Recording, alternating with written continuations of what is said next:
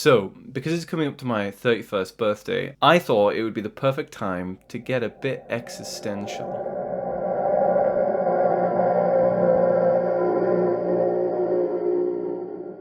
So, this is a quick episode.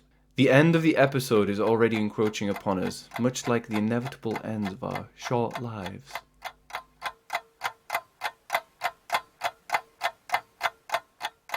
Out, out, brief candle.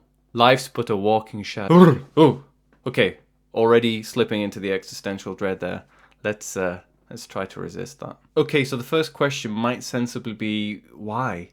Why on earth talk about songs that create a sense of existential dread? Well, I'm not sure if I have a satisfactory answer for that. My best attempt at explaining it would probably be to say that it's a bit like poking a bruise. I do kind of feel that that's maybe why people like listening to sad songs. For some weird reason, we just seem to like doing it. It seems the same with songs about the shortness of life. It's a reality that none of us really want to face up to, but we all kind of have to eventually. And we all like a little wallow occasionally, right? Gotta let my mind fester a bit, you know? Finn, festering's always bad, man. There's no good kind of festering. Finn! Anyway, I genuinely love all of the songs I'm going to talk about here, and I'm going to go through them from the most famous and appropriately rated all the way through to the least famous and most underrated. So the first choice is for me an easy one.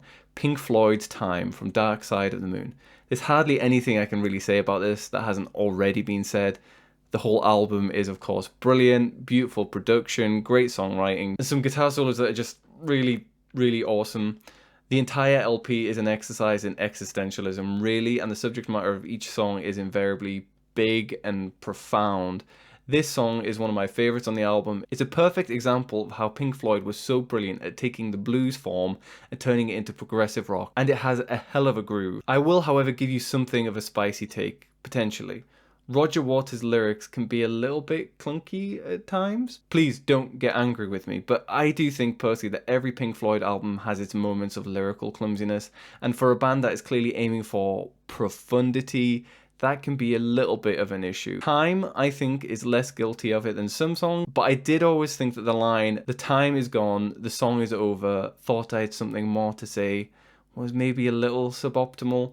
Anyway, that's not the real point here. I really like most of the lyrics in this song, and lines like, "No one told you when to run, you missed the starting gun," and "shorter of breath and one day closer to death." Well, great lyrics, but why do you do these things to me, Roger? The next song takes a different approach to that existential dread feeling. A million miles away from Pink Floyd and their studio trickery is the musical straightforwardness and lyrical elegance of Joni Mitchell's The Circle Game. This is a peerless exercise in simultaneously highlighting the beauty and the tragedy of life and growing old. There's a certain type of genuine profundity, unpretentious profundity, that in my opinion only a folk song can deliver. There's something about the modesty of the harmonic approach with the plaintive melodicism that makes you really pay attention to these lyrics. Joni's songwriting is a perfect example of this. Though she can be more sophisticated and out there musically speaking, the chords in this song are super straightforward and they just go round and round, much like the lyrics. And the seasons, they go round and round, and the pains and ponies go up and down. We're captive on a carousel of time.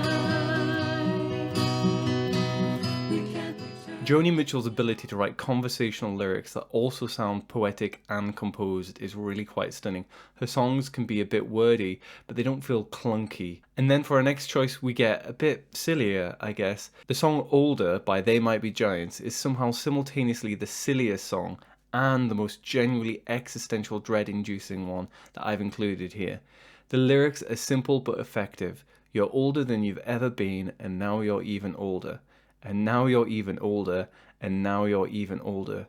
You're older than you've ever been, and now you're even older, and now you're older still. Fantastic. I first heard this song when I was 15, and honestly, I was terrified of these lyrics. I couldn't work out why anyone would write this. Combine these lyrics with a sort of pseudo-baroque sound and some goofy sounding bass, this makes for a really, truly unusual track. One that leaves you torn between laughing and crying, which is precisely what we want in our Existential Dread playlist.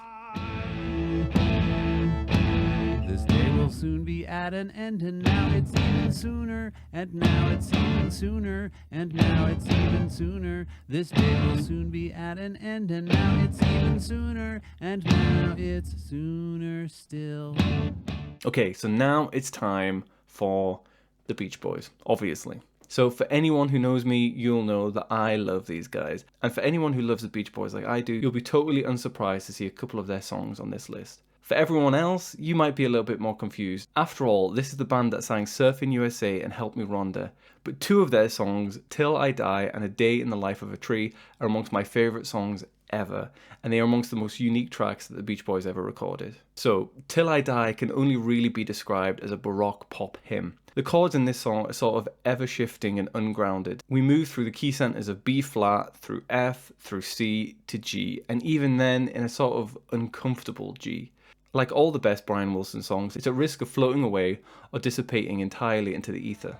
These things are we until I die. These things are we until I die. These things are. This is hardly pop. The only reason we call it pop is because we can't really call it anything else. And the lyrics, well, they're arguably amongst the best that Brian Wilson ever wrote, and they're absolutely heartbreaking. So, amongst Beach Boys fans, the vocals in A Day in the Life of a Tree have always gotten a bit of a mixed reception.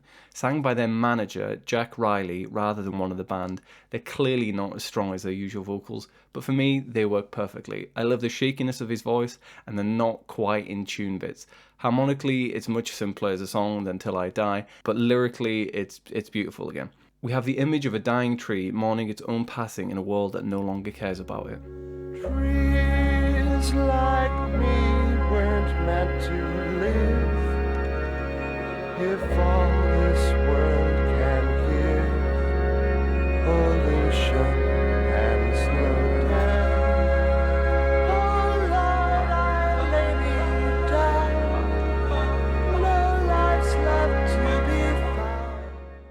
So my penultimate choice is actually a rather upbeat number by Van Morrison. Possibly my single favourite singer, although maybe not a very nice guy. Van actually managed to continue making really great music longer than most musicians of his generation. This song is Precious Time and it's from 1999. So this last year of the 20th century must have had Van looking back with a sort of existential whimsy on his career and his life, because this song is surprisingly depressing for what it actually is. So it follows the same general chord progression as his biggest hit, Brown Eyed Girl, and it really isn't a million miles away from it overall, but whew, boy, these lyrics. Que sera, whatever will be, but then I keep on searching for immortality. She's so beautiful, but she's gonna die someday. Everything in life just passes away. There's something funny about this though, right? Not laugh out loud, guffaw funny, but something, I guess, especially the heavy-handedness of she's so beautiful but she's gonna die someday. Thanks, Van. It's not the most spectacular of songs in a way, but I really enjoy it. Van's voice is on top form, and the dissonance between the upbeat fun music and the really, quite frankly, depressing lyrics is just... And finally, easily the most underrated song here, at least by non-folkies, a song called Strange Affair. It was originally written by Richard Thompson and it's been covered by all the British folkies, Martin Simpson, June Tabor, all of them. I love all the versions as well. So the lyrics are based on a Sufi poem which Richard Thompson, who converted to Islam in the 70s, set to music in 1979. Like the Joni Mitchell song earlier, we have super simple chords, beautiful, straightforward melody, and great lyrics. But where Joni's approach is quite conversational, here the lyrics are really just straightforwardly poetic. No less effective for it though. Go on Spotify and listen to every version that you can find. They're all much the same, but different in that typical kind of folksy way. I'm a sucker for June Tabor's voice, so of course I love her version, but they're all cool to be quite honest. All my companions taken away. Who will provide for me against my dying day? Took my own provisions, but they fooled me and wasted away. So we have a pretty wide range of songs here, from folk to baroque pop through soul and prog. Tonally speaking, we have everything from Pink Floyd's pomposity, Beach Boys' listlessness, whimsy, tragedy, comedy and beauty. Existential dread is not a fun feeling, but damn it, it makes for some great art. Which I guess shouldn't be surprising given that it goes to the very core of who we are and what we want out of life. So my very final recommendation is something of a palate cleanser. Go check out Dan Deacon's When I Was Done Dying.